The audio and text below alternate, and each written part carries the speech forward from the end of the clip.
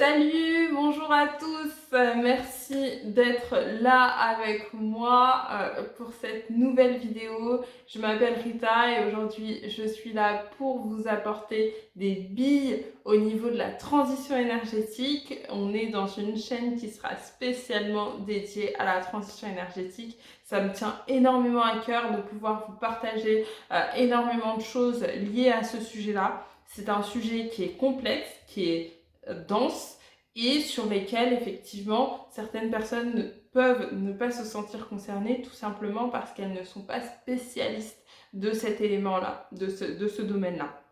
Aujourd'hui, je suis là pour vous montrer que peu importe ce que vous faites dans la vie, peu importe dans quel domaine vous êtes, vous allez pouvoir prendre en main vraiment cette question-là de transition énergétique et pouvoir l'appliquer à vous-même, à tous les sujets que vous allez pouvoir mettre en place au quotidien.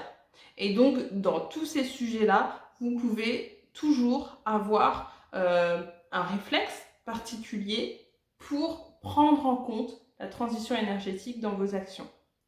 Donc moi, c'est vraiment ça l'idée, c'est vraiment ce que je voudrais partager avec vous.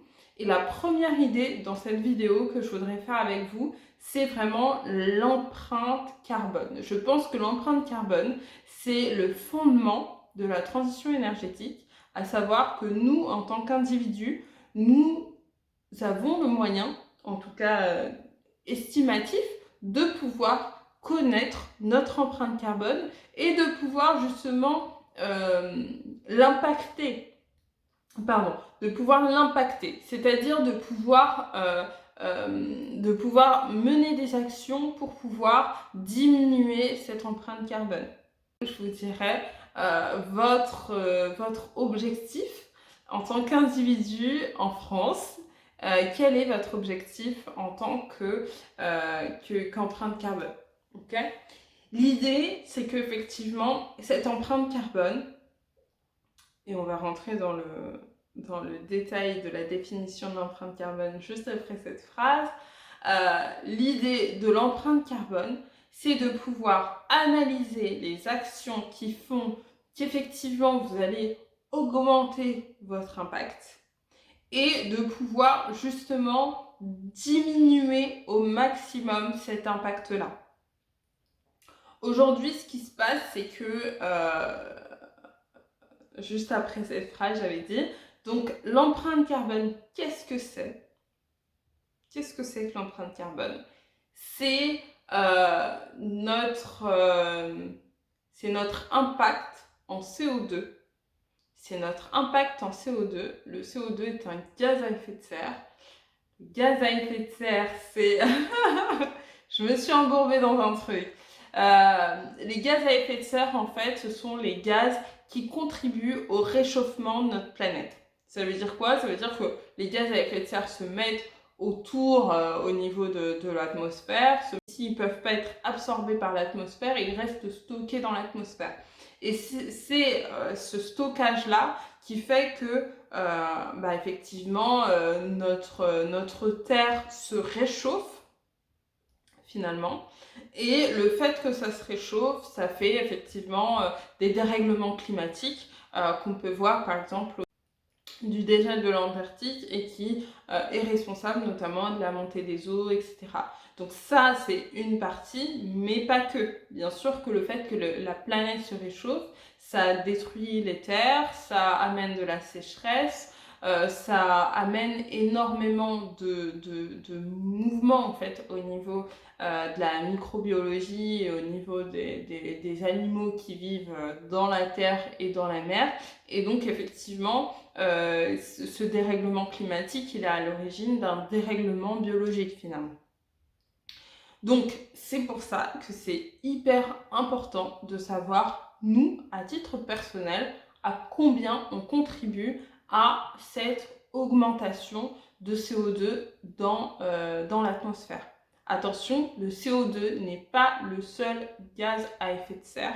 Le CO2 est un gaz à effet de serre, mais il est responsable de 70% des émissions de gaz à effet de serre. Donc effectivement, pourquoi est-ce que c'est important de connaître son empreinte carbone? C'est pour pouvoir savoir à combien est-ce qu'on va impacter justement ce réchauffement climatique. Ça veut dire que nous, à titre personnel, plus on va émettre, plus on va contribuer à ce dérèglement. De manière directe en fait, il n'y a pas de... Voilà, de manière directe.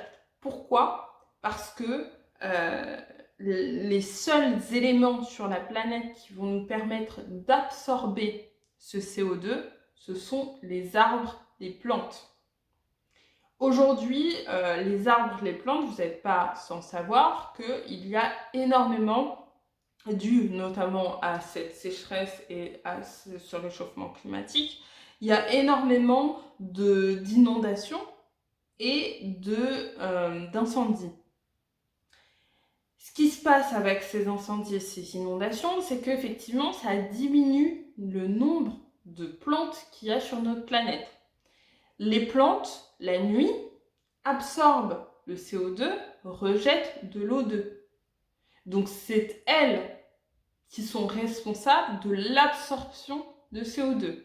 Bien sûr que sur notre planète, il nous en faut du CO2. C'est pas la question de dire on va passer à zéro de CO2. Par contre, l'augmentation de notre activité sur la planète et l'augmentation du nombre de machines et du nombre de choses qu'on va aller chercher sous terre pour aller les ramener hors de terre et donc à l'air libre, tous ces éléments-là contribuent à une augmentation forte, très forte, et de manière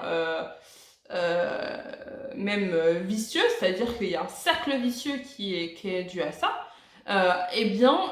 Tous ces éléments-là, ça nous engouffre finalement dans la consommation de CO2 et donc dans l'émission de gaz à effet de serre. De manière vraiment sans s'en rendre compte. C'est-à-dire que moi aujourd'hui, je me lève, je prends mon petit déjeuner, je me brosse les dents, j'ai contribué. J'ai contribué à l'augmentation des gaz à effet de serre. Et pourtant, j'ai pas l'impression d'avoir fait grand-chose. Je regarde Netflix, je publie une vidéo sur YouTube, je fais rouler ma voiture au diesel. Bon, ça, pour le coup, c'est un peu plus flagrant. Mais effectivement, tous ces éléments-là font contribuer l'augmentation de votre empreinte carbone. Et c'est pour ça que c'est important de pouvoir la mesurer, parce que ce qui n'est pas mesurable, on ne le voit pas et donc effectivement on ne se rend même pas compte de ce qu'on fait en fait finalement. Donc c'est pour ça que c'est hyper important dans un premier temps d'aller mesurer cette empreinte carbone, d'aller savoir à combien est-ce que nous personnellement on contribue à cette augmentation pour pouvoir savoir ce qu'on peut faire nous au quotidien par rapport à cette empreinte-là. Et après, effectivement, si par exemple dans votre métier vous avez accès à certaines choses et donc effectivement vous avez la possibilité de prendre certaines responsabilités pour pouvoir contribuer à l'intérieur de votre entreprise à cette empreinte-là, il faut bien avoir ces éléments en tête pour justement pouvoir donner la bonne direction à l'entreprise. Parce que souvent, très souvent, les entreprises ne savent pas forcément ou comptent justement sur le gouvernement ne sait pas plus. Et donc effectivement, ce qui arrive, c'est que parfois, il y a des orientations qui sont données qui ne sont pas forcément en faveur du climat. Et donc, effectivement, chacun a ses intérêts, finalement, faut se le dire, faut être clair avec ça. Chacun a ses intérêts, et la planète, finalement, passe en dernier. Enfin, c'est effectivement un argument important pour pouvoir continuer le business et pour pouvoir faire en sorte que, effectivement, d'avoir une image verte, mais dans le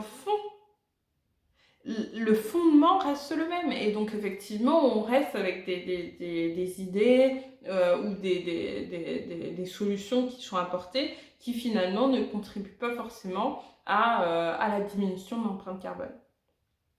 Voilà. Donc, nous, on va s'intéresser non pas aux entreprises, mais à l'empreinte carbone de manière individuelle. Donc effectivement, nous, on va s'intéresser de manière individuelle à ce sur quoi on peut se concentrer, nous, en tant qu'individus, en tant que concitoyens, pour pouvoir justement éventuellement faire en sorte que dans notre entourage, on puisse augmenter également cette capacité-là à pouvoir avoir un cercle plus vertueux. Ce que je voulais partager avec vous et ce qui me tient vraiment à cœur, c'est bien sûr le fait que ça fait des années, donc c'est quelque chose qu'on nous dit depuis longtemps, qu'on nous dit de faire attention à la lumière, de ne pas laisser la lumière allumée, de trier ses déchets. Ce sur quoi effectivement il y a énormément de choses qui ont débouché derrière, de trier les déchets, de ne pas laisser l'eau allumée alors qu'on ne l'utilise pas, etc. Tous ces éléments-là qui ont été mis en place il y a une dizaine d'années, ils sont évidemment importants, mais aujourd'hui on est dans une situation où ce n'est clairement pas suffisant. Aujourd'hui on ne peut pas se contenter uniquement de trier nos déchets. On ne peut pas se contenter uniquement de se dire, voilà, on a des déchets. Non, en fait, déjà, de base, on aurait dû avoir moins de déchets, voire pas de déchets. Et donc, c'est sur ces éléments-là que moi, je souhaite vraiment vous accompagner et vous dire quelles sont les solutions, en fait, concrètes.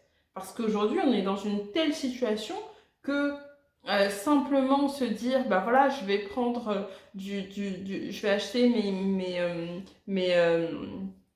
et je vais acheter mes courses dans du carton, bah c'est pas suffisant en fait. C'est pas suffisant. Je vais acheter mes courses dans des sacs recyclés, pas des sacs plastiques. Effectivement, tous ces éléments-là, ils ont été faits il y a quelques années. Il y a eu énormément de choses qui ont évolué dans la société grâce à tous ces éléments-là. En revanche, ce n'est pas suffisant. Ce n'est clairement pas suffisant. Je vous mets le lien en bas pour que vous puissiez calculer votre empreinte carbone et je vous invite à le faire de manière très très très rigoureuse. Je vous invite à estimer votre empreinte carbone. Je vous invite à mettre dans les commentaires, vous êtes arrivé à combien. Et dans la prochaine vidéo, je vous montrerai votre objectif en empreinte carbone. Et j'espère que vous allez être surpris. Parce qu'aujourd'hui, on n'y est pas. Aujourd'hui, on n'y est pas. Même moi qui vous fais cette vidéo et qui connais le pourquoi du comment, je n'y suis pas. Et aujourd'hui, il y a plein de gens dans mon entourage qui ne savent pas ce que c'est que l'empreinte carbone. Moi, c'est important pour moi de pouvoir diffuser mes connaissances au niveau du climat à mon entourage pour pouvoir justement promouvoir ces idées-là et pour pouvoir justement faire en sorte de pouvoir faire tout ce qui est dans notre possible en fait pour pouvoir toujours contribuer à cette diminution d'empreinte carbone. Donc bien sûr, si vous avez un véhicule diesel, que vous mangez de la viande 5 fois par semaine et que vous partez en vacances 6 fois dans l'année, votre empreinte carbone sera beaucoup plus élevée. Et donc effectivement, il y a certaines choses que vous pourrez toujours faire. Je dis pas manger de la viande parce que ça, je pense qu'il faudra l'enlever à un moment donné. Mais par exemple, partir en vacances.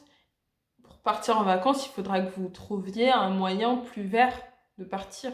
C'est-à-dire, par exemple, de partir en train, de partir en vélo, de trouver des moyens innovants pour pouvoir partir en vacances.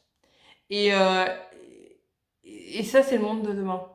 Le monde de demain, c'est pas de prendre l'avion, c'est pas d'avoir le réflexe de prendre l'avion, c'est pas d'avoir le réflexe je sais pas, de partir pour un oui ou pour un non à l'autre bout de la planète, pour à peine un week-end. Le monde de demain, c'est vraiment, on réfléchit à ce qu'on peut faire ensemble et on essaye de contribuer au maximum à réduire en fait cette empreinte carbone et à avoir une intelligence collective qui nous mène vers un cercle vertueux. J'espère vous avoir éclairé sur ces sujets-là. Je vous invite, comme je vous disais, à cliquer sur le lien d'empreinte carbone et à me poster en commentaire votre résultat. N'hésitez pas à regarder ma prochaine vidéo où je vous dirai tout sur les objectifs empreinte carbone par personne, par individu sur la planète et à quoi ça correspond avec un article de Bon Pote que vous pouvez d'ores et déjà suivre, notamment sur les réseaux sociaux, sur LinkedIn, sur Instagram. Je vous donne un peu trop d'infos. On verra tout ça à la prochaine vidéo. Salut, cheers!